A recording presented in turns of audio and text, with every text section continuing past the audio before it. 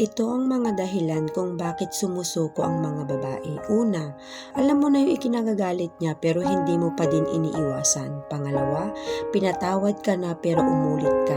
Pangatlo, natitiis mo siyang hindi kausapin. Pang-apat, umiiyak na siya pero sa'yo parang wala lang. Panglima, sinisita mo yung pagbabago niya na ikaw ang dahilan. Pang-anim, binabaliwala mo yung mga pagbabawal sa'yo. Pang-pito, pangit ang ugali niya pero sa iba mo nirereklamo. Pang-walo, ito maraming makaka-relate. Hanggang pangako na lang yung sinabi mong pagbabago. Pang-siyam, pinapatawad ka lagi kaya kampante ka masyado.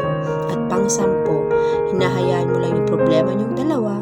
Pero girls, hindi sa kinakampahan ko kayo pero minsan sa inyo din kasi minsan yung problema.